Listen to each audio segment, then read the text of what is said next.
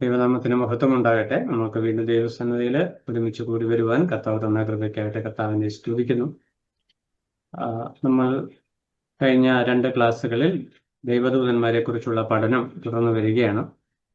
ദൂതന്മാരെ കുറിച്ച് നമ്മൾ പഠിച്ചിരിക്കേണ്ടത് പ്രധാനപ്പെട്ട വിഷയങ്ങളിൽ ഒന്നാണ്. കാരണം നമ്മുടെ രക്ഷയെക്കുറിച്ചും നമ്മുടെ ജീവിതത്തെക്കുറിച്ചും ദൈവത്തിന് ഉള്ള പദ്ധതി അല്ലെങ്കിൽ ദൈവസന്നിധിയിൽ നമ്മുടെ ജീവിതം എങ്ങനെ ആയിരിക്കണം എന്നത് സംബന്ധിച്ച് വ്യക്തമായൊരു ബോധ്യം നമുക്ക് ലഭിക്കുവാൻ ദൂതന്മാരെ കുറിച്ചുള്ള പഠനം മുഖാന്തരമായി തീരുന്നുണ്ട്. നമുക്കറിയാം, ദൈവത്തെ ദാസന്മാരെന്നുള്ള നിലയിൽ, ശുശ്രൂഷകന്മാരെന്നുള്ള നിലയിൽ സേവ ചെയ്യുവാനായിട്ട് ദൈവം സൃഷ്ടിച്ച സൃഷ്ടികളാണ് ദൂതന്മാർ. അവരുടെ വിവിധ വിഭാഗങ്ങളെക്കുറിച്ച് കഴിഞ്ഞ ക്ലാസ്സിൽ നമ്മൾ ചിന്തിച്ചു. എന്നാൽ അവർക്ക് കൊടുത്തിരിക്കുന്ന സ്ഥാനവും അവർക്ക് ലഭിച്ചിരിക്കുന്ന പദവിയും നാം ശ്രദ്ധിക്കുമ്പോൾ നമുക്ക് ലഭിച്ചിരിക്കുന്ന പദവിയെക്കുറിച്ച് നാം എത്രത്തോളം ബോധവാന്മാരായിരിക്കണം, അതിന്റെ പ്രാധാന്യം എത്രത്തോളം ഉൾക്കൊള്ളണം എന്നത് ദൂതന്മാരെ കുറിച്ചുള്ള പഠനത്തിന്റെ പ്രധാന ഉദ്ദേശമാണ്. മനുഷ്യർക്ക് ലഭിച്ച ദൈവകൃപ നമുക്കറിയാം. മനുഷ്യനെ പൊടിയിൽ നിന്ന് സ്വന്തം രൂപം നൽകി ആത്മാവിനെ മൂക്കിൽ നിശ്വസിച്ച് സൃഷ്ടിച്ചു. ആ സൃഷ്ടിപ്പിനൊരു ഉദ്ദേശം ഉണ്ടായിരുന്നു, ദൈവത്തോടുള്ള കൂട്ടായ്മയിൽ ജീവിക്കുക എന്നുള്ളത്. ഇപ്പൊ ശുശ്രൂഷ എന്നതിലുപരി ദൈവത്തോട് ചേർന്ന് ജീവിക്കുവാനുള്ള സൃഷ്ടികളായിട്ടാണ് ദൈവം മനുഷ്യനെ സൃഷ്ടിച്ചത്. എന്നാൽ ദൂതന്മാരെ ദൈവം സൃഷ്ടിച്ചത് ദൈവത്തെ സേവിക്കുവാനായിട്ട് അല്ലെങ്കിൽ ശുശ്രൂഷ ചെയ്യാനായിട്ട്, ആരാധിക്കുവാനായിട്ട് പല ശുശ്രൂഷകളെ കുറിച്ച് നമ്മൾ കാണുന്നുണ്ട്. എന്നാൽ മനുഷ്യൻ ദൈവത്തോട് അനുസരണക്കേട് കാണിച്ചു. അത് നിമിത്തം മനുഷ്യൻ ശിക്ഷയ്ക്ക് പാത്രീഭവിച്ചപ്പോൾ ദൈവം മനുഷ്യനോട് കരുണ കാണിച്ചു എന്നുള്ള വിഷയം നമ്മുടെ ചിന്തകളെ വളരെ ആഴമായി സ്പർശിക്കേണ്ട ഒരു വിഷയമാണ്. ദൈവം നമ്മളോട് കാണിച്ച കൃപയുടെ മഹത്വം നമ്മൾ മനസ്സിലാക്കണം. കേവലം ദാസന്മാരായി ശുശ്രൂഷക്കാരായി സൃഷ്ടിക്കപ്പെട്ട ദൂതന്മാർ അവർ തേജസ്സിൽ ദൈവത്തെ സന്നിധി നിൽക്കത്തക്ക നിലയിൽ, അതിന് അനുയോജ്യമായ നിലയിൽ തേജസ്സോടുകൂടി സൃഷ്ടിക്കപ്പെട്ട ദൈവദൂതന്മാർ അനുസരണക്കേട് കാണിച്ചപ്പോൾ യാതൊരു ദയയും കാണിക്കാതെ ദൈവം അനുസരണം കെട്ടവരെ തള്ളിക്കളയുകയാണ് ചെയ്തത്. എന്നാൽ മനുഷ്യൻ ദൈവത്തോട് അനുസരണക്കേട് കാണിച്ചപ്പോൾ മനുഷ്യനോട് കരുണ കാണിക്കുന്ന ദൈവസ്നേഹത്തെ നമുക്ക് കാണുവാനായിട്ട് കഴിയും. വലിയൊരു കൂട്ടം ദൂതന്മാർ സാത്താനോട് ചേർന്ന് ദൈവത്തോട് മത്സരിച്ച് ദൈവസന്നിധിയിൽ നിന്ന് പുറത്താക്കപ്പെട്ടു എങ്കിലും വളരെ വിശ്വസ്തയോടെ ദൈവത്തെ സേവിച്ച ദൂതന്മാരുടെ വലിയൊരു സംഘം ഇപ്പോഴുമുണ്ട്. അതിൽ ഏറ്റവും പ്രധാനപ്പെട്ട 2 വ്യക്തികൾ കഴിഞ്ഞ ക്ലാസ്സിൽ നമ്മൾ ചിന്തിച്ചു. 2 പേരുടെ പേരുകൾ ദൈവവചനത്തിൽ വിശുദ്ധ ദൂതന്മാരുടെ ഗണത്തിൽ എടുത്തു പറയുന്നുണ്ട്, ഗബ്രിയേലും മിഖായേലും. വീണുപോയ ദൂതന്മാരുടെ പേരിലാണ് ലൂസിഫർ എന്നുള്ള നാമം ഉയർന്നു നിൽക്കുന്നത്.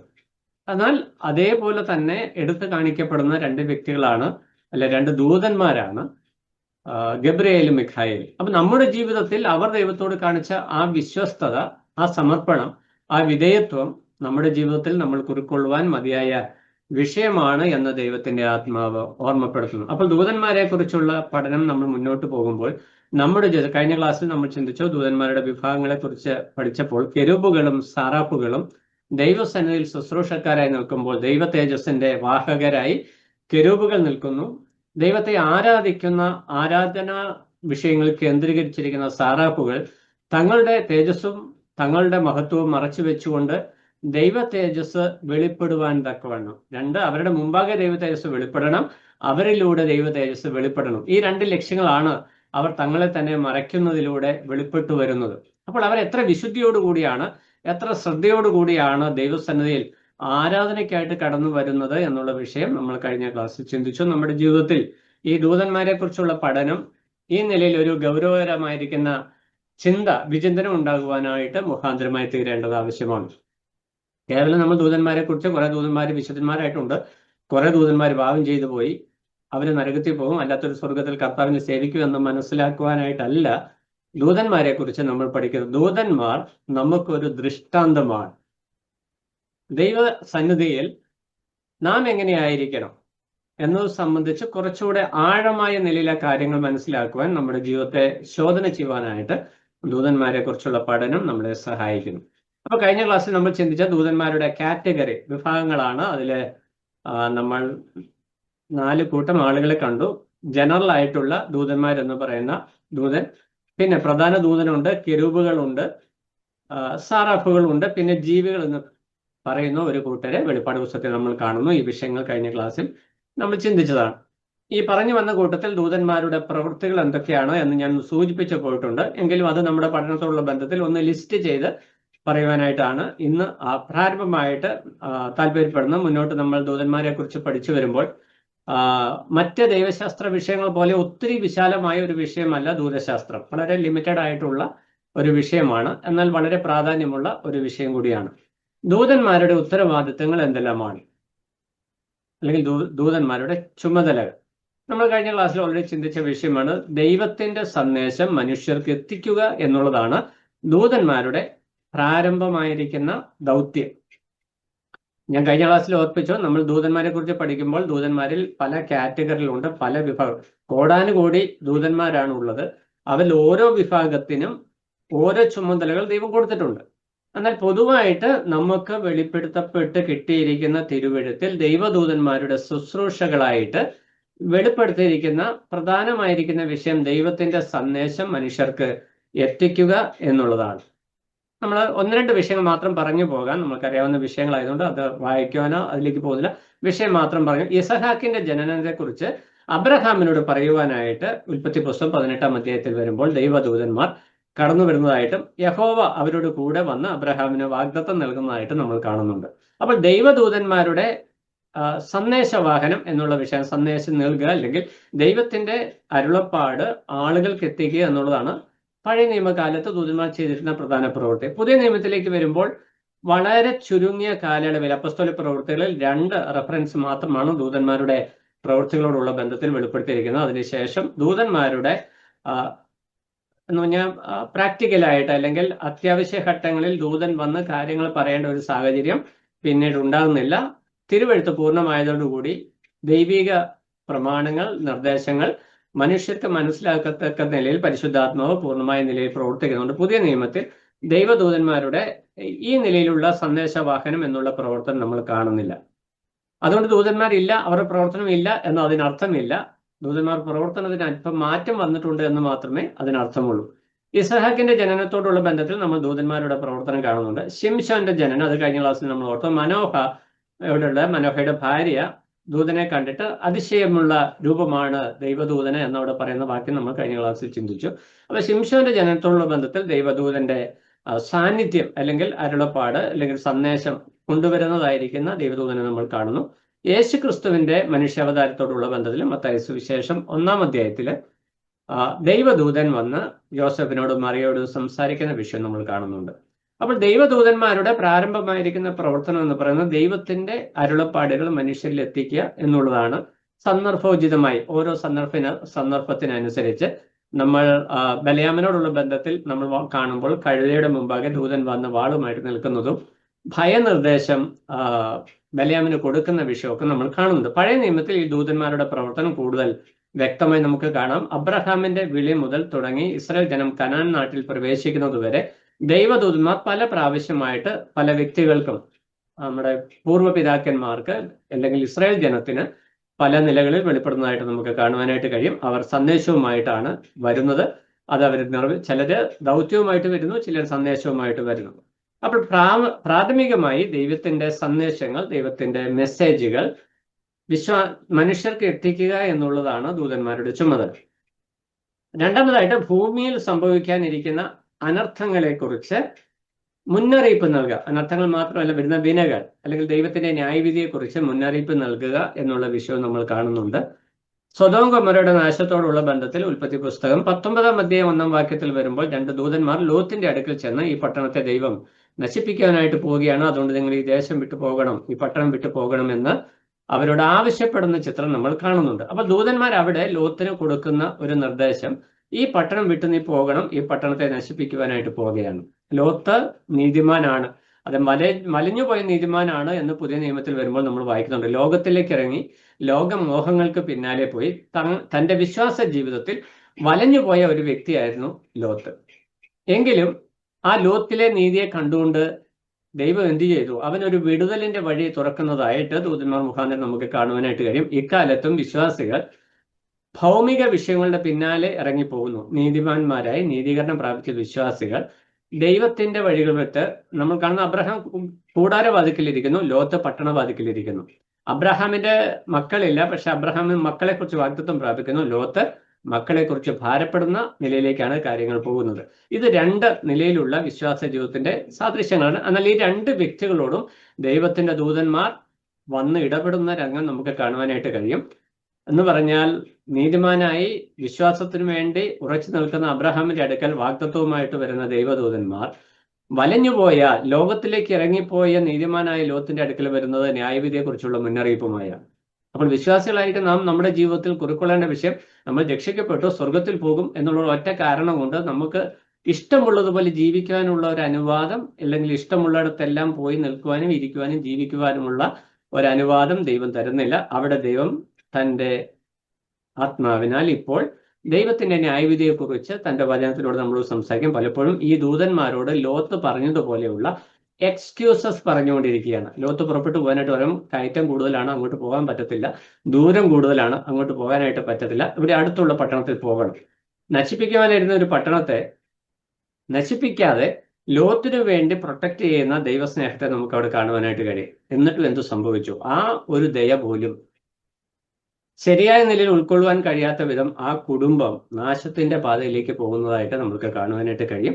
പുതിയ നിയമത്തിൽ വരുമ്പോൾ നീതിമാനായ ലോത്തിന് വലഞ്ഞുപോയ നീതിമാൻ എന്നുള്ളൊരു സാക്ഷ്യവും ലഭിക്കുന്നു. നമ്മുടെ വിശ്വാസ ജീവിതത്തിൽ ദൈവത്തിന്റെ ആത്മാവ് പഴയ നിയമകാലത്ത് ദൂതന്മാർ നേരിട്ട് വന്ന് സംസാരിച്ചു.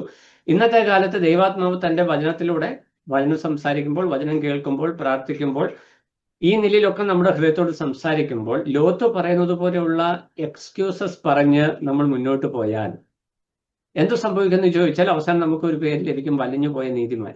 ആ ഒരു അവസ്ഥയിലായി തീരുവാനായിട്ട് ദൈവത്തിന്റെ ആത്മാവ് നമ്മളെ കുറിച്ച് ആഗ്രഹിക്കുന്നില്ല. അതുകൊണ്ടാണ് ദൂതന്മാരെ കുറിച്ചുള്ള പഠനത്തിൽ, മനുഷ്യരോടുള്ള ബന്ധത്തിൽ ദൂതന്മാർ ചെയ്ത പ്രവൃത്തികളും അതിൽ ദൈവം നമുക്ക് തരുന്ന ഗുണപാഠങ്ങളും നാം മനസ്സിലാക്കിയിരിക്കേണ്ടത് ആവശ്യമായിരിക്കുന്നത്. അതുപോലെ തന്നെ ഹെരോദ രാജാവ് കർത്താവ് ശിശുവായിരിക്കുമ്പോൾ ജോസഫിനോട് ദൈവദൂതൻ വന്ന്, ഹെരോദ രാജാവ് ശിശുക്കളെ കൊല്ലുവാനായിട്ട് പോവുകയാണ്, അതുകൊണ്ട് നീ ഇവിടം വിട്ടു പോകണം എന്ന് ദൈവത്തിന്റെ ദൂതൻ യോസഫിനോട് സംസാരിക്കുന്നതായിട്ട് മത്തായി സുവിശേഷം 2:13 നമ്മൾ വായിക്കുന്നു. ഈ വാക്യമൊക്കെ നമുക്ക് അറിയാവുന്നതുകൊണ്ട് അതൊന്നും വായിക്കുന്നില്ല. അവിടെ നമ്മൾ പറയുവാനായിട്ട് ഉദ്ദേശിച്ച വിഷയം ഭാവിയിൽ നടക്കുവാനായിരിക്കുന്ന, മുമ്പ് അടുത്ത ദിവസം അല്ലെങ്കിൽ അടുത്ത നിമിഷം നടക്കുവാനായിരിക്കുന്ന വിഷയത്തെക്കുറിച്ചൊരു മുന്നറിയിപ്പ് മനുഷ്യർക്ക് കൊടുക്കുന്നതിൽ, അല്ലെ തൻ്റെ ഭക്തന്മാർക്ക് കൊടുക്കുന്നതിൽ ദൈവദൂതന്മാരെ ദൈവം ഉപയോഗിക്കുന്നു. അത് അവരുടെ ശുശ്രൂഷയുടെ ഭാഗമായിട്ടായിരിക്കുന്നു. ഇതേ ശുശ്രൂഷ തന്നെ ദൈവദാസന്മാർക്കും ദൈവം കൊടുത്തിട്ടുണ്ട്. എന്ന് പറഞ്ഞാൽ ഭാവിയിൽ നടക്കാൻ പോകുന്ന ദൈവം നൽകുന്ന മുന്നറിയിപ്പുകളെ വിശ്വാസികളെ അറിയിക്കുക എന്നുള്ളതാണ് ദൈവദാസന്മാരുടെ അല്ലെങ്കിൽ ഉപദേഷ്ടാക്കന്മാരുടെ ശുശ്രൂഷ എന്ന് പറയുന്നത്. ദൂതന്മാർക്ക് ആ ശുശ്രൂഷയുണ്ട്. വിശ്വാസികളായിരിക്കുന്ന സഭയിൽ ശുശ്രൂഷകന്മാരായിരിക്കുന്ന ഇസ്രായേൽ ജനത്തിലെ ദൈവജനത്തിലെ ശുശ്രൂഷകന്മാരായിരിക്കുന്ന പ്രവാചകന്മാർക്കും പുരോഹിതന്മാർക്കും ഒക്കെ ഈ ദൗത്യമുണ്ട്, മുന്നറിയിപ്പ് കൊടുക്കുക. എന്താണ് മുന്നറിയിപ്പ്? വരുവാനുള്ള വിപത്തിനെ കുറിച്ചും മുന്നറിയിപ്പ്. സൂക്ഷിച്ചില്ലെങ്കിൽ വലിയൊരു അനർത്ഥം മുമ്പിലുണ്ട് എന്ന് പറഞ്ഞു കൊടുക്കണം. അവരനുസരിക്കോ ഇല്ലയോ എന്നുള്ളതല്ല വിഷയം, അനർത്ഥം വരുന്നുണ്ട് എന്ന് മുന്നറിയിപ്പ് കൊടുക്കുവാനായിട്ട് ബാധ്യസ്ഥരാണ് ദൈവത്തിന്റെ ശുശ്രൂഷകന്മാർ. കാരണം ദൈവം ജനത്തെ സ്നേഹിക്കുന്നത് കൊണ്ട് അപകടത്തെക്കുറിച്ച് എപ്പോഴും ഒരു മുന്നറിയിപ്പ് കൊടുക്കും. രക്ഷപ്പെടുവാനായിട്ട് മനസ്സുള്ളവർക്ക് അതിനുള്ള അവസരം ദൈവം ഒരിക്കലും നിഷേധിക്കുന്നില്ല എന്നുള്ളതാണ് അതിന് കാരണം. വിശ്വാസി ട്രാക്ക് തെറ്റിപ്പോയി കഴിഞ്ഞാൽ അവനെ മടക്കി കൊണ്ടുവരുവാനായിട്ടുള്ള എല്ലാ സാധ്യമായ നിലയിലും ദൈവത്തിന്റെ ആത്മാവ് അവനോട് ഇടപെടും. ദൈവദൂതന്മാരൊന്ന് സ്വപ്നത്തിൽ വന്ന് ഇടപെടുന്ന പ്രശ്നമല്ല, ദൈവവചനത്തിലൂടെ പ്രാർത്ഥിക്കുമ്പോൾ, ധ്യാനിക്കുമ്പോൾ, ഈ നിലയിലൊക്കെ നമ്മുടെ ഹൃദയത്തോട്, വിശ്വാസികളുടെ ഹൃദയത്തോട് ദൈവത്തിന്റെ ആത്മാവ് ഇടപെടും. ഇനി ദൂതന്മാർ ചിലപ്പോൾ വെളിപ്പെട്ട് സംസാരിക്കേണ്ട സാഹചര്യം ഉണ്ടായാലും അതും വചന നിഷേധം. പുതിയ നിയമത്തിൽ ദൂതന്മാർ അങ്ങനെ ചെയ്യുവാനായിട്ട് പാടില്ല എന്നൊരു പ്രമാണം ഇല്ലാത്തത് കൊണ്ട് അങ്ങനെ സംഭവിക്കാം. പല സന്ദർഭങ്ങളിലും പല മിഷണറിമാരെയും ദൈവദൂതന്മാർ ഹെൽപ്പ് ചെയ്തതായിരിക്കുന്ന രംഗങ്ങൾ പലരുടെയും മിഷണറി സാക്ഷ്യങ്ങളിൽ നമ്മൾ കാണാറുണ്ട്. അന്യദേശത്ത് വഴിതെറ്റിയ സമയത്തൊക്കെ അവരെ നേർവഴി കാണിക്കുവാനായിട്ട് പ്രത്യക്ഷപ്പെട്ട അപരിചിതരായ വ്യക്തികളും ലക്ഷ്യസ്ഥാനത്ത് എത്തിച്ച ശേഷം അപ്രത്യക്ഷരായ വ്യക്തികളെ കുറിച്ചൊക്കെ സാക്ഷ്യങ്ങൾ പറയുന്നുണ്ട്. അത് ദൂതന്മാരുടെ പ്രത്യക്ഷതകളാകാം. അങ്ങനെ ദൈവത്തിന് പ്രവർത്തിക്കുന്നതിന് പരിമിതിയൊന്നുമില്ല. കാരണം ദൂതന്മാർ എക്കാലത്തും നിത്യതയിലും ദൈവത്തിന്റെ ശുശ്രൂഷകരാണ്. ദൂതന്മാര് അവര് ദൈവജനത്തിന്റെ ശുശ്രൂഷകന്മാർ കൂടിയാണ് എന്നുള്ള വിഷയം നമ്മൾ മുന്നമേ ചിന്തിച്ച വിഷയമാണ്. മൂന്നാമതായിട്ട്, ആദ്യത്തെ വിഷയം നമ്മൾ കണ്ടത് ദൈവത്തിന്റെ സന്ദേശം അറിയിക്കുന്നു. രണ്ടാമത്തെ വിഷയം ഭാവിയിൽ നടക്കാനിരിക്കുന്ന ന്യായവിധികളെ കുറിച്ചല്ല സംഭവങ്ങളെ കുറിച്ചുള്ള മുന്നറിയിപ്പുകൾ നൽകുന്നു. മൂന്നാമതായിട്ട് മാർഗനിർദ്ദേശങ്ങൾ നൽകുക, ഡയറക്ഷൻസ്. അപ്പോൾ കൊർന്നല്യോസിനോടുള്ള ബന്ധത്തിൽ പുതിയ നിയമത്തിലെ 2 വാക്യം നമുക്ക് ആ വിഷയത്തിൽ ചിന്തിക്കാം. കൊർന്നല്യോസിനോടുള്ള ബന്ധത്തിൽ പത്രോസിനെ വിളിച്ച് സുവിശേഷം കേൾക്കണം. നമുക്കറിയാം കൊർന്നല്യോസ് വളരെ ഭക്തനാണ്, നീതിമാനാണ്, ദൈവഭയമുള്ളവനാണ്, ദാനധർമ്മം ചെയ്യുന്നവനാണ്, ദൈവത്തിന് വളരെ പ്രസാദമുള്ള നിലയിൽ ജീവിക്കുന്ന ഒരു വ്യക്തിയാണ് കൊർന്നല്യോസ്. എന്നാൽ കൃപയുടെ സുവിശേഷം കേട്ട് രക്ഷ പ്രാപിച്ച ഒരു അനുഭവം കൊർന്നല്യോസിന്റെ ജീവിതത്തിൽ ഇല്ലാത്തതുകൊണ്ട് സുവിശേഷ കേൾവി അനിവാര്യമാണ് എന്നുള്ള സന്ദേശം ദൈവം തന്റെ ദൂതനെ അയച്ചുകൊണ്ടാണ് കൊർന്നല്യോസിന് വെളിപ്പെടുത്തി കൊടുക്കുന്നത്. അതേ വിഷയം തന്നെ ദൈവം തന്റെ ദൂതനെ അറിയിച്ചുകൊണ്ട് പത്രോസിനും വെളിപ്പെടുത്തുന്നു. അതിന്റെ പ്രത്യേകത എന്ന് പറഞ്ഞാൽ ആദ്യ നൂറ്റാണ്ടിൽ സഭ സ്ഥാപിക്കപ്പെട്ട് ചുരുക്കം ദിവസമേ ആയിട്ടുള്ളൂ. ആ നാളിൽ ദൈവം തന്റെ ജനത്തോട് അല്ലെങ്കിൽ ഭക്തന്മാരോട് എങ്ങനെ ഇടപെടുന്നു എന്നത് വ്യക്തമായി മനസ്സിലാക്കുവാനായിട്ട് ദൈവം ആ നിലയിൽ പ്രവർത്തിക്കുന്നു. 2 പേരോടും ദൈവദൂതൻ വന്ന് സംസാരിക്കുന്നു. 2 പേർക്കും ഡയറക്ഷൻ കൊടുക്കുകയാണ്. പത്രോസിന് പറഞ്ഞത് കൊർന്നല്യോസിന്റെ ഭവനത്തിന്റെ അടയാളം, അവൻ എന്തിനു വേണ്ടി നിന്നെ കാത്തിരിക്കുന്നു. കൊർന്നല്യോസിനോട് പറയുന്നത് നീ അവന്റെ സന്ദേശം കേൾക്കണം. ആരുടെ? പത്രോസിന്റെ സന്ദേശം കേൾക്കണം. അതിന് വ്യക്തമായൊരു നിർദ്ദേശം നൽകുകയാണ്. ഈ 2 ഡയറക്ഷൻസും ഒരുമിച്ച് ചേർന്ന് വന്നപ്പോൾ നമ്മൾക്ക് കാണുവാൻ സാധിക്കുന്നത് കൊർന്നല്യോസിന്റെ ഭവനം കർത്താവിൽ സന്തോഷിക്കുന്ന രക്ഷയുടെ അനുഭവത്തിലേക്ക് വരുന്ന ഒരു അനുഗ്രഹീത അനുഭവം ഉണ്ടായി എന്ന് പറഞ്ഞാൽ ദൂതന്മാരുടെ ആലോചനയ്ക്ക് വിധേയപ്പെടുന്ന വ്യക്തികളുടെ ജീവിതത്തിൽ അതൊരു രക്ഷയ്ക്ക് മുഖാന്തരമായി തീരുന്നു എന്നുള്ളതാണ് അതിന് കാരണം. രക്ഷാ സന്ദേശം മനുഷ്യൻ അല്ലെങ്കിൽ രക്ഷിതാവ് വരുന്നു എന്നുള്ള സന്ദേശം മനുഷ്യനോട് ദൈവം അറിയിച്ചത് ദൂതന്മാർ മുഖാന്തരമാണ്. പ്രവാചകന്മാർ മുഖാന്തരം മുന്നൊരുക്കിയ ആ പ്രവാചക സന്ദേശത്തിന് കൺഫർമേഷൻ അത് മനുഷ്യർക്ക് വ്യക്തമാക്കി വെളിപ്പെടുത്തി കൊടുത്തത് ദൂതന്മാർ മുഖാന്തരമാണ് എന്നുള്ളത് എത്രയോ മഹത്വകരമായ കാര്യം. അപ്പോൾ ദൂതന്മാർ നമ്മുടെ ജീവിതത്തിൽ വളരെ പ്രാധാന്യമുള്ള ദൈവ സൃഷ്ടികളാണ്, ദൈവത്തിന്റെ ദാസന്മാരാണ്, ശുശ്രൂഷകന്മാരാണ്. പിന്നെ നമ്മൾ ഫിലിപ്പോസിനോടുള്ള ബന്ധത്തിൽ ആ വാക്യം നമ്മൾ കഴിഞ്ഞ ക്ലാസ്സിൽ ഓർത്തതാണ്. ഗസയ്ക്ക് പോകുവാനായിട്ട് നിർജ്ജന പ്രദേശമായിരിക്കുന്ന ഗസയിലേക്ക് പോകുവാനായിട്ട് ഫിലിപ്പോസിനോട് നിർദ്ദേശം നൽകുന്നത് ദൈവദൂതനാണ്. അവനുള്ളിൽ ഒരു പ്രേരണ ഉണ്ടായിപ്പോയതല്ല. ദൈവത്തിന്റെ ദൂതൻ പ്രത്യക്ഷനായിട്ട് പറഞ്ഞു, നീ ഗസയ്ക്കുള്ള നിർജ്ജന പ്രദേശത്തേക്ക് പോകാനേ പറഞ്ഞോളൂ. അവിടെ എന്ത് ചെയ്യണമെന്നോ ആരെ കാണണമെന്നോ ഒന്നും അവിടെ നമ്മൾ കാണുന്നില്ല. ദൂതൻ പറഞ്ഞു, ഫിലിപ്പോസ് പുറപ്പെട്ടു. ആ യാത്രയിലാണ് ഷണ്ണനെ കാണുന്നതും പ്രവാചക പുസ്തകം ഉദ്ധരിച്ചുകൊണ്ട് സുവിശേഷം വ്യക്തമായിട്ട് പറയുന്നത്. അപ്പോൾ ഒരു ആലോചന, സുവിശേഷം അറിയിക്കാനായിട്ട് ആരോട് സുവിശേഷം അറിയിക്കണം എന്നത് സംബന്ധിച്ച് ആലോചന പറയുവാനായിട്ട് ദൈവം തന്റെ ദൂതനെ ഉപയോഗിക്കുന്നു എന്നുള്ളത് നമ്മുടെ ചിന്തകളെ വളരെ മതിക്കേണ്ട ഒരു വിഷയമാണ്. എന്നാൽ അവിടെ ഫിലിപ്പോസ് ചെയ്ത വിഷയം എന്താണ്, ആരോടാണ്, എങ്ങനെയാണ്? നിർജ്ജന പ്രദേശത്തേക്ക് പോകാൻ പറഞ്ഞാൽ അവിടെ ഒരു മനുഷ്യനുമില്ല. നിർജ്ജനം എന്ന് പറഞ്ഞാൽ ജനമില്ലാത്ത സ്ഥലം, ജനവാസമില്ലാത്ത സ്ഥലം, മരുഭൂമിയിലേക്ക് പോകുവാനായിട്ടാണ് പറഞ്ഞത്. അപ്പൊ ജനവാസമുള്ള ഒരു സ്ഥലത്ത് നിന്ന് നിർജ്ജന പ്രദേശത്തേക്ക് പോകുവാനായിട്ടുള്ള ദൂതന്റെ കൽപ്പനയെ മറുതലിപ്പ് കൂടാതെ ഫിലിപ്പോസ് സ്വീകരിച്ചോ നിമിത്തം ഒരേ ഒരു വ്യക്തിയെ, ഷണ്ണൻ, രക്ഷയിലേക്ക്, ആ ഒരു ഷണ്ണന്റെ പ്രാണന്റെ വീണ്ടെടുപ്പിനെ ദൈവം എത്ര ഗൗരവമായിട്ട് കണ്ടു എന്നത് നമുക്ക് അവിടെ കാണുവാനായിട്ട് കഴിയും. അപ്പൊ ദൈവത്തിന്റെ രക്ഷാപദ്ധതിയുടെ മഹത്വത്തെ നമുക്ക് ഈ ദൈവിക പ്രവൃത്തികളിൽ വ്യക്തമായിട്ട് കാണുവാനായിട്ട് സാധിക്കും. അതുപോലെ തന്നെ അപ്പോസ്തലനായ ഫിലിപ്പോസിനോട് പറയുന്നത്, ഗസയ്ക്ക് പോകുവാനായിട്ട് പറയുന്നത് അപ്പോസ്തല പ്രവൃത്തി 8-ാം അധ്യായം 26-ാം വാക്യത്തിലാണ്. അതുപോലെ പൗലോസ് കപ്പൽ ഉണ്ടാകാൻ പോകുന്ന മിഷണറി യാത്രയിൽ പൗലോസ് പോകുമ്പോൾ കപ്പൽ അപകടത്തെ കുറിച്ച് മുന്നറിയിപ്പും അതിന് അടുത്ത പടിയായിട്ട് സ്വീകരിക്കേണ്ട നിർദ്ദേശങ്ങളും ദൂതൻ നൽകുന്നതായിട്ട് നമ്മൾ അപ്പോസ്തല പ്രവൃത്തി 27-ാം അധ്യായം 23-ാം വാക്യത്തിൽ കാണുന്നുണ്ട്. അപ്പോസ്തല പ്രവൃത്തി 27-23 അപ്പോസ്തലൻ പൗലോസിനോട് ദൂതൻ സംസാരിക്കുന്ന വിഷയം നമുക്ക് കാണുവാനായിട്ട് കഴിയും. 4-മതായിട്ട്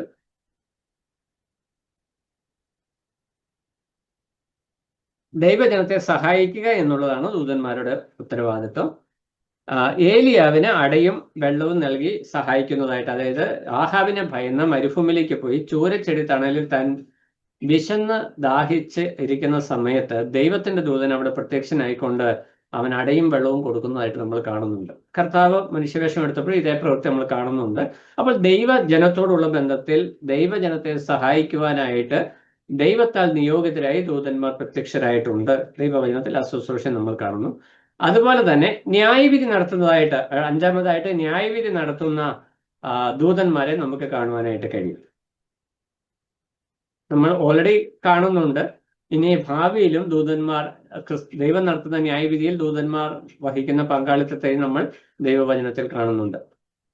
അപ്പോസ്തല പ്രവൃത്തി 12-ാം അധ്യായം 23-ാം വാക്യത്തിൽ വരുമ്പോൾ അപ്പോസ്തല പ്രവൃത്തി 12-ാം അധ്യായം 23-ാം വാക്യം, ആ വിഷയം നമുക്കറിയുന്നതാണ്. ഹെരോദാവ് നിഗളിച്ചു കഴിഞ്ഞപ്പോൾ ദൂതൻ ഹെരോദാവിനെ അടിച്ചു, അവൻ കൃമിക്കിരയായി പ്രാണനെ വിട്ടു എന്ന് നമ്മൾ വായിക്കുന്നു. അപ്പൊ ദൈവത്തെക്കാൾ ഉപരി തന്നെത്താൻ ഉയർത്തിയ ഹെരോദാവിന് ദൂതനെ കൊണ്ട് ശിക്ഷ കൊടുപ്പിക്കുന്ന ദൈവത്തിന്റെ പ്രവൃത്തി നമുക്ക് കാണുവാനായി. അപ്പൊ ന്യായവിധി നടത്തുന്ന ദൂതന്മാരെയും നമുക്ക് ദൂതന്മാരുടെ ഗണത്തിൽ കാണുവാനായിട്ട് കഴിയും. ഇതൊക്കെ ദൂതന്മാരുടെ പ്രവൃത്തികളിൽപ്പെട്ട കാര്യങ്ങളാണ്. സന്ദേശം അറിയിക്കുക, മാർഗനിർദ്ദേശങ്ങൾ നൽകുക, മുന്നറിയിപ്പ് നൽകുക, അവരെ സഹായിക്കുക, അതുപോലെ തന്നെ ന്യായവിധി നടത്തുക. അപ്പൊ ഈ ഒരു വലിയ, അതായത് വിശ്വാസ ജീവിതത്തിൽ ദൈവസഭയിൽ നാം ആയിരിക്കുമ്പോൾ ശുശ്രൂഷകന്മാരായിരിക്കുന്ന സഭാ ശുശ്രൂഷകന്മാരായിരിക്കുന്ന വ്യക്തികൾ സഭയിൽ ചെയ്യുന്ന പ്രവൃത്തികളെ ദൈവദൂതന്മാർ ദൈവജനത്തോടുള്ള ബന്ധം, അപ്പൊ സഭയിൽ വിശുദ്ധന്മാർക്ക് നൽകപ്പെട്ടിരിക്കുന്ന ശുശ്രൂഷകളെ ഒക്കെ തന്നെയാണ് ദൈവദൂതന്മാർക്കും ദൈവം കൊടുക്കുന്നത്. അതുകൊണ്ട് ദൂതന്മാർ സഭയിലെ അംഗങ്ങളാണെന്നല്ല ഞാൻ പറഞ്ഞു വരുന്നത്. ദൈവത്തിന്റെ സൃഷ്ടികളായി ദൈവത്തെ അനുസരിക്കുന്ന വിശുദ്ധരായിരിക്കുന്ന ശുശ്രൂഷകന്മാരായിരിക്കുന്ന ദൂതന്മാരും സഭയിൽ വീണ്ടെടുക്കപ്പെട്ട ദൈവമക്കളായി വിശുദ്ധ ജനമായിരിക്കുന്ന നാമും ദൈവത്തെ സേവിക്കുമ്പോൾ വിശ്വസ്തയോടെ ആയിരിക്കുമ്പോൾ ദൈവം നമുക്ക് നൽകുന്ന ശുശ്രൂഷകളിൽ സമാനതകൾ ധാരാളമുണ്ട്. നമുക്ക് ദൈവത്തെ ആരാധിക്കാനുള്ള അവകാശമുണ്ട്, അല്ലെങ്കിൽ അത് നമ്മുടെ ഉത്തരവാദിത്വമാണ്. ദൂതന്മാരെ അതിനായിട്ട് സൃഷ്ടിച്ചിട്ടുണ്ട്. ദൈവത്തെ സേവിക്കുവാനായിട്ട് നമ്മളെ വിളിച്ചു. ദൂതന്മാരെ സൃഷ്ടിച്ചത് ദൈവത്തെ സേവിക്കുവാനായിട്ടാണ്. ന്യായവിധിയെക്കുറിച്ചും പാപത്തെക്കുറിച്ചും ബോധം വരുത്തുവാനായിട്ടുള്ള നിയോഗം നമുക്കുണ്ട്. ന്യായവിധിയെക്കുറിച്ചുള്ള ബോധം വരുത്തുവാനുള്ള നിയോഗം ദൂതന്മാർക്കും ദൈവം കൊടുത്തിട്ടുണ്ട്. ഈ ശുശ്രൂഷകളിൽ ദൈവത്തിന്റെ ജനം എന്നുള്ള നിലയിൽ കോമൺ ആയിട്ട് നമ്മൾ പറയുമ്പോൾ ദൂതന്മാരും മനുഷ്യരും ദൈവമക്കൾ എന്നുള്ള ഒരു കോമൺ ടേം, ദൈവത്തിന്റെ പുത്രന്മാർ എന്നുള്ളൊരു കോമൺ ടേം ദൂതന്മാർക്കുണ്ട്, വിശ്വാസികൾക്കുമുണ്ട് എന്ന് നമ്മൾ കഴിഞ്ഞ ക്ലാസ്സിൽ ഓർത്തു. അപ്പോൾ ആ നിലയിൽ ശുശ്രൂഷകളിൽ സമാനതകളുണ്ട്. അതുകൊണ്ട് നമ്മൾ ദൂതന്മാരല്ല, ദൂതന്മാരെക്കാൾ ശ്രേഷ്ഠമായിരിക്കുന്ന പദവി നമുക്ക് ലഭിച്ചിട്ടുണ്ട്. ഈ കാര്യങ്ങളെ നാം ഓർക്കുമ്പോൾ നമ്മുടെ വിശ്വാസ ജീവിതം എത്ര ഭയത്തോടും എത്ര പ്രാധാന്യത്തോടും നയിക്കണം എന്നുള്ള വിഷയം ദൈവത്തിന്റെ ആത്മാവ് നമ്മളെ ഓർപ്പിക്കുക. ദൂതന്മാരോട് ദൈവം അവരുടെ ലംഘനത്തിന് അല്പം പോലും ദയ കാണിച്ചില്ല. അവർ തേജരൂപികളാണ്, ദൈവത്തോട് സാധിച്ച ആത്മരൂപികളാണ്. നമ്മളാരാ? ഭൗതിക ശരീരമുള്ളവരാ, ഭൗമിക ജീവികളാണ് മനുഷ്യർ. എന്നാൽ ദൂതന്മാർ ആത്മജീവികളാണ്. അവർ സ്വർഗരാജ്യത്തിൽ ദൈവത്തിന് സദാസമയം ശുശ്രൂഷ ചെയ്യുവാനായിട്ട് ആ ദൈവാനുരൂപമായ അല്ലെങ്കിൽ അതിന് ആത്മശരീരത്തോടുകൂടി സൃഷ്ടിക്കപ്പെട്ട ജീവികളാണ് ദൂതന്മാർ. മനുഷ്യർക്ക് മുമ്പേ അവർ സൃഷ്ടിക്കപ്പെട്ടവരാണ്.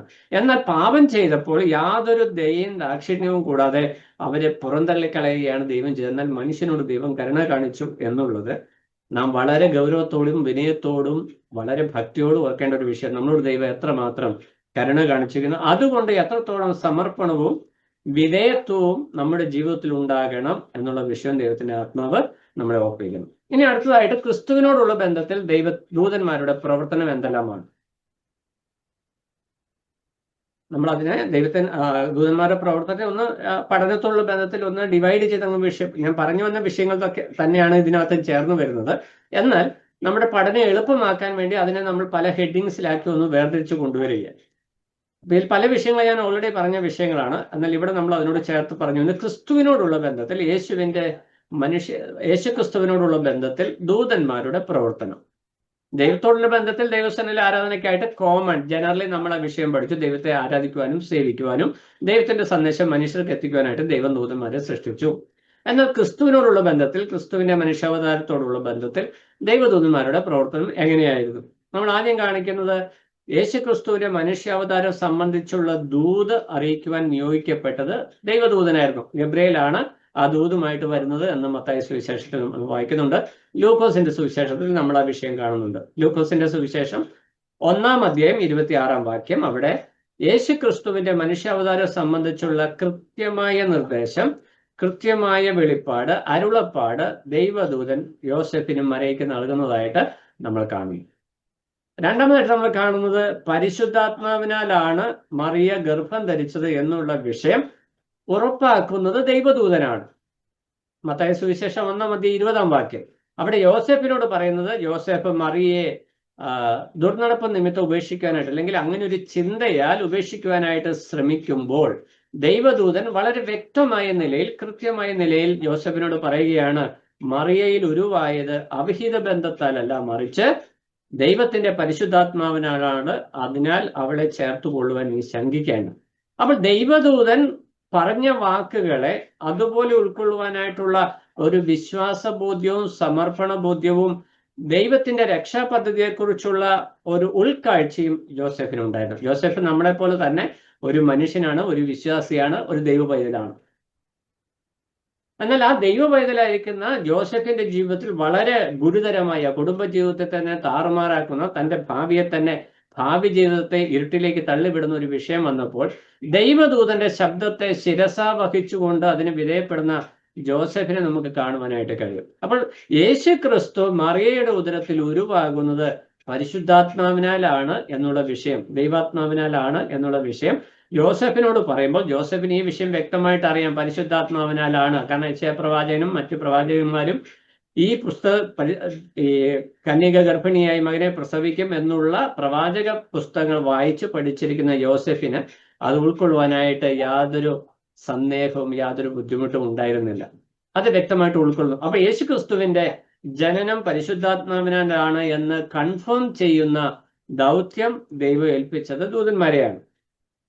യേശുക്രിസ്തു ജനിച്ചിരിക്കുന്നു എന്നുള്ള വിഷയം ആട്ടിടയന്മാരെ അറിയിക്കുവാനായിട്ട് ദൈവം നിയോഗിച്ചത് ദൂതന്മാരെയാണ്. നമ്മൾ ലൂക്കോസിന്റെ സുവിശേഷം 2:8 മുതൽ 15 വരെയുള്ള വാക്യങ്ങളിൽ ദൈവത്തിന്റെ ദൂതന്മാർ ആട്ടിടയന്മാരുടെ അടുക്കൽ ചെന്ന് യഹൂദിയിലെ ബെത്ലഹേമിൽ ശിശു ജനിച്ചിരിക്കുന്നു എന്നുള്ള വിഷയം വ്യക്തമായിട്ട് അവരോട് പറയുന്നു. ആ സന്ദേശത്തെ അവർ പൂർണ്ണമായി ഉൾക്കൊണ്ടുകൊണ്ട് അവരെ കാണുന്നതും യേശുവിനെ കാണുന്നതും പൈതലിനെ കാണുന്നതും ഒക്കെ നമ്മൾ കാണുന്നുണ്ട്. അപ്പോൾ ദൂതന്മാർക്ക് യേശുവിന്റെ ജനനത്തോടുള്ള ബന്ധത്തിൽ ഈ 3 ശുശ്രൂഷയും ഉള്ളതായിട്ട് നമ്മൾ കാണുന്നു. ഒന്ന്, യേശുവിന്റെ ജനനം സംബന്ധിച്ചുള്ള വ്യക്തമായ സന്ദേശം അത് മനുഷ്യർക്ക് എത്തിച്ചത് ദൈവദൂതന്മാരാണ്. അതുപോലെ യേശു ക്രിസ്തു ജനിച്ചിരിക്കുന്നു എന്നുള്ള സന്ദേശം ദൈവഭക്തരായിരിക്കും അല്ലെങ്കിൽ രക്ഷിതാവിനെ കാംക്ഷിച്ചിരുന്ന ആളുകളുടെ അടുക്കൽ എത്തിച്ചതും ദൈവദൂതന്മാരാണ്. പിന്നീട് ദൗത്യം നമുക്ക് ലഭിച്ചിരിക്കുന്നു പറഞ്ഞാൽ കർത്താവ് ജനിച്ചു, രക്ഷ ഒരുക്കി എന്നുള്ള സന്ദേശം അറിയിക്കുവാനായിട്ടുള്ള ദൗത്യം ദൈവസഭയെയാണ് ഇപ്പോൾ പരമേൽപ്പിച്ചിരിക്കുന്നത്. ആ വിഷയത്തിൽ നമ്മൾ എത്രത്തോളം വിശ്വസ്തരായിരിക്കണം എന്നുള്ള വിഷയം ദൈവത്തിന്റെ ആത്മാവ് ഈ വിഷയത്തിലൂടെ നമ്മളെ ഓർമ്മപ്പെടുത്തുന്നു. ഇനി നമ്മൾ കർത്താവിന്റെ പരസ്യ ശുശ്രൂഷയ്ക്ക് മുമ്പായിട്ട് കർത്താവ് തന്നെത്താൻ ഒരുക്കുമ്പോൾ സാത്താനാൽ പരീക്ഷിക്കപ്പെടേണ്ടതിന് മരുഭൂമിയിലേക്ക് നടത്തപ്പെടുന്നു. അവിടെ 40 ദിവസത്തെ ഉപവാസവും സാത്താന്റെ പരീക്ഷകളും കഴിഞ്ഞപ്പോൾ ക്ഷീണിതനായ കർത്താവിനെ ശുശ്രൂഷിക്കുവാനായിട്ട് ദൈവസന്നിധിയിൽ നിന്നും ദൂതന്മാർ വരുന്നതായിട്ട് നമ്മൾ കാണുന്നു. മത്തായി സുവിശേഷം 4:11 അതുപോലെ തന്നെ ദൈവദൂതന്മാർക്ക് തന്റെ സന്നിധിയിൽ പ്രവേശനമുണ്ട് എന്നുള്ള വിഷയം കർത്താവ് തന്നെ വ്യക്തമാക്കുന്നുണ്ട്. നഥനയേലിനോട് സംസാരിക്കുമ്പോൾ യോഹന്നാന്റെ സുവിശേഷം 1:51 യോഹന്നാന്റെ സുവിശേഷം 1:51 നഥനയേലിനോട് സംസാരിക്കുമ്പോൾ അവിടെ കർത്താവ് നഥനയേലിനോട് പറയുന്ന വാക്ക്, ആമേൻ ആമേൻ ഞാൻ നിങ്ങളോട് പറയുന്നു, സ്വർഗം തുറന്നിരിക്കുന്നതും മനുഷ്യപുത്രന്റെ അടുക്കൽ ദൈവദൂതന്മാർ കയറുകയും ഇറങ്ങുകയും ചെയ്യുന്നതും നിങ്ങൾ കാണും. അപ്പോൾ കർത്താവ് താൻ ദൈവമാണ് എന്നുള്ള വിഷയം പ്രഖ്യാപിക്കുമ്പോൾ, നഥനയേലിനോട് പറയുമ്പോൾ അവിടെ തന്റെ ദൈവത്വത്തിന് തെളിവായി താൻ പറയുന്ന വിഷയം ദൈവദൂതന്മാർ അവിടെ സാന്നിധ്യമുണ്ട്, താൻ ദൈവസന്നിധിയിലേക്ക് ദൂതന്മാർ കയറുകയും ഇറങ്ങുകയും ചെയ്യുന്നു എന്നുള്ള വിഷയം. എന്ന് പറഞ്ഞാൽ ദൈവത്തിന്റെ സന്തത സഹചാരികളായി ദൈവത്തോട് ചേർന്ന് നിൽക്കുന്ന ശുശ്രൂഷക്കാരായി ദൂതന്മാരെ എടുത്തു കാണിക്കുക. അപ്പൊ കർത്താവ് ഭൂമിയിലായിരിക്കുമ്പോൾ ഭൂമിയിൽ തന്റെ ദൈവത്വത്തെ തെളിയിക്കുവാനായിട്ട് താൻ എടുത്തുപയോഗിച്ചൊരു വിഷയം സ്വർഗം തുറന്നിരിക്കുന്നതും ദൈവദൂതന്മാർ കയറി ഇറങ്ങുന്നത്. ദൈവദൂതന്മാർ നമ്മൾ വിശ്വാസികൾ കയറി ഇറങ്ങാൻ ചെയ്യുന്ന വിഷയമല്ല അവിടെ പറയുന്നത്. പലരും അങ്ങനെ പറയുവാനായിട്ട് ശ്രമിക്കുന്നുണ്ട്. ഇവിടെ ദൈവദൂതന്മാർ എന്നുള്ള വിഷയം വളരെ വ്യക്തമായിട്ട് തന്നെ കർത്താവ് പറഞ്ഞ, അതിന് പ്രത്യേക വ്യാഖ്യാനത്തിന്റെ ആവശ്യമില്ല. ദൈവദൂതന്മാർ സ്വർഗത്തിൽ കയറുകയും ഇറങ്ങുകയും ചെയ്യുന്ന അനേക രംഗങ്ങൾ നമ്മൾ വായിക്കുന്നുണ്ട്. ആ വാക്യങ്ങളിലേക്ക് നമ്മൾ കടന്നു വരും. അപ്പോൾ കർത്താവ് തന്റെ ദൈവത്വം തെളിയിക്കാനായിട്ട് നഥനയേലിനോട് പറയുന്ന വിഷയം, താൻ സ്വർഗത്തിൽ ദൈവദൂതന്മാർ തന്നോടുകൂടെ സന്തത സഹചാരികളായിട്ട് ഇരിക്കുന്നു എന്നുള്ള വിഷയം അവിടെ ദൈവത്തിന്റെ ആത്മാവ് ഓർപ്പിക്കുന്നു. പിന്നെ തനിക്ക് ആവശ്യമെങ്കിൽ തനിക്ക് സംരക്ഷണം ഒരുക്കുവാനായിട്ട് ദൂതന്മാരുടെ വലിയൊരു ഗണമുണ്ട് എന്നുള്ള വിഷയവും കർത്താവ് വെളിപ്പെടുത്തുന്നുണ്ട്. മത്തായി സുവിശേഷം 26:53 നമുക്കറിയാം, ഞാൻ പിതാവിനോട് ചോദിച്ചാൽ 12 ലഗ്യോനിലധികം ദൂതന്മാരെ ഇപ്പോൾ തന്നെ എനിക്ക് വേണ്ടി അയക്കുവാനായിട്ട് പിതാവിന് കഴിയും, അവർ റെഡി ആയിട്ട് നിൽക്കുന്നു എന്നുള്ള വിഷയം കർത്താവ് ഓർമ്മപ്പെടുത്തി. അപ്പൊ കർത്താവിന്റെ ശുശ്രൂഷയോടുള്ള ബന്ധത്തിലും കർത്താവിന്റെ ഈ ഭൂമിയിലെ ജീവിതത്തോടുള്ള ബന്ധത്തിലും കർത്താവിനോടുള്ള ബന്ധത്തിൽ ദൈവദൂതന്മാരുടെ സാമീപ്യം അല്ലെങ്കിൽ അവരുടെ ശുശ്രൂഷ സ്ഥാനത്തെക്കുറിച്ച് വ്യക്തമായ നിലയിലുള്ള വെളിപ്പാടുകൾ ദൈവവചനത്തിൽ നൽകിയിട്ടുണ്ട്.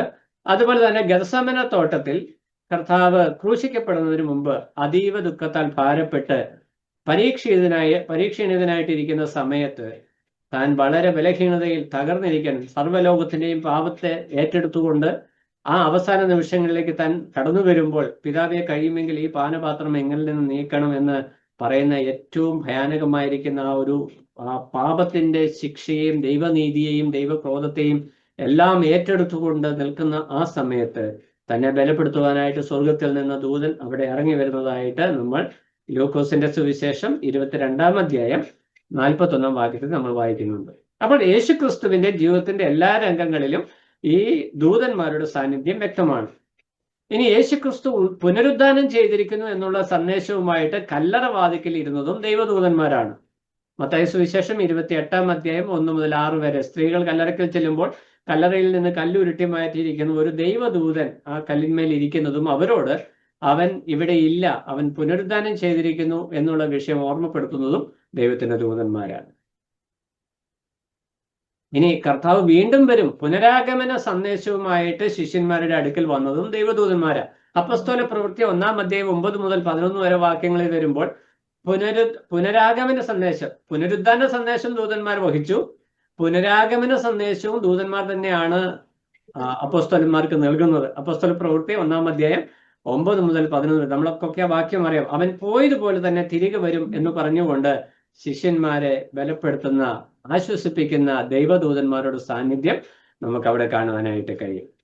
ഇനി കർത്താവ് വിശ്വാസികളെ ചേർക്കുവാനായിട്ട് മധ്യാകാശത്തിൽ വരുമ്പോൾ കർത്താവിനോടുകൂടെ ഈ ദൂതന്മാരുണ്ടായിരിക്കും. കർത്താവ് തൻ ഗംഭീര നാദത്തോടും പ്രധാന ദൂതന്റെ ശബ്ദത്തോടും, നമ്മൾ കഴിഞ്ഞ ദിവസം ചിന്തിച്ചു ഈ പ്രധാന ദൂതൻ എന്ന പേര് മീഖായേലിനാണ് കൊടുത്തിരിക്കുന്നത്. സൈന്യാധിപനായിരിക്കുന്ന, സൈന്യങ്ങളുടെ യഹോവയായിരിക്കുന്ന ദൈവത്തിന്റെ സൈന്യാധിപനായിരിക്കുന്ന മിഖായേലിന്റെ ആ സമ്പൂർണമായിരിക്കുന്ന കാഹളധ്വനിയുടെ നാദത്തോടു കൂടിയാണ് വരിക. കോടാനുകോടി ദൂതന്മാർ, അസംഖ്യം ദൂതന്മാർ ഈ യാത്രയിൽ ഈ കർത്താവിനെ എതിരേൽക്കും എന്നുള്ളത് നമുക്ക് അവിടെ കാണുവാനായിട്ട് കഴിയും. അപ്പോൾ കർത്താവിന്റെ ജീവിതത്തിന്റെ എല്ലാ രംഗങ്ങളിലും താൻ മനുഷ്യാവതാരം ചെയ്തത് മുതൽ, പുനരുദ്ധാനം ചെയ്തത് മുതൽ, ഇനി വിശ്വാസികളെ ചേർക്കുവാൻ വരുന്നത് മുതൽ, കർത്താവിന്റെ ശുശ്രൂഷയുടെ എല്ലാ രംഗങ്ങളിലും നമുക്ക് ദൂതന്മാരുടെ സാന്നിധ്യവും പങ്കാളിത്തവും ശുശ്രൂഷകളും കാണുവാനായിട്ട് കഴിയും. അതായത് കർത്താവിനെ അകമ്പടി സേവിക്കുന്ന ശുശ്രൂഷക്കാരായി ദൂതന്മാർ വിശ്വസ്തയോടെ മുന്നേറുന്നു എന്നതാണ് നമുക്ക് മനസ്സിലാക്കുവാനായിട്ട് കഴിയുന്നത്.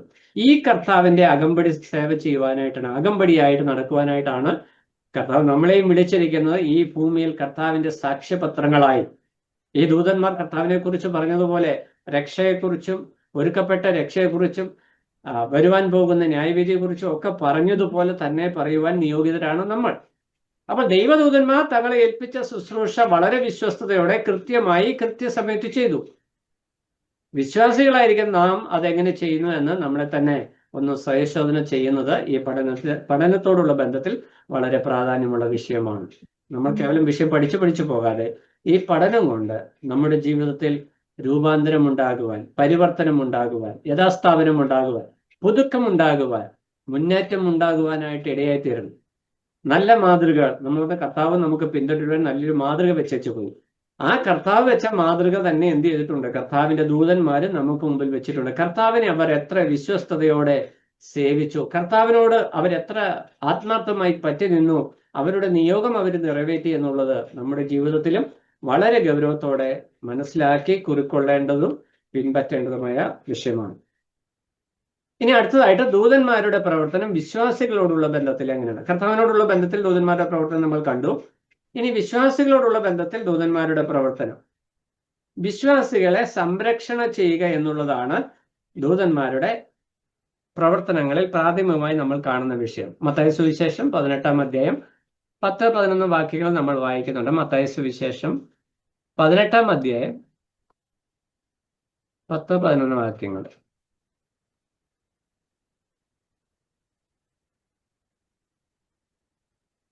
അവിടെ നമ്മൾ വായിക്കുന്നത്, ഈ ചെറിയവരിൽ ഒരുത്തനെ തുച്ഛീകരിക്കാതിരിപ്പാൻ സൂക്ഷിച്ചുകൊള്ളുവിൻ. സ്വർഗത്തിൽ അവരുടെ ദൂതന്മാർ സ്വർഗസ്ഥനായ എൻ്റെ പിതാവിന്റെ മുഖം എപ്പോഴും കാണുന്നു എന്ന് ഞാൻ നിങ്ങളോട് പറയുന്നു. അല്ലെ? ആ വാക്യം വായിക്കുമ്പോൾ സ്വർഗസ്ഥനായ പിതാവിന്റെ മുഖം ഈ ദൂതന്മാർ എപ്പോഴും കാണുന്നതുകൊണ്ട് എന്താ പ്രത്യേകത? അവർ വെറുതെ പോയി പിതാവിന്റെ മുഖം കണ്ടുകൊണ്ടിരിക്കുകയല്ല.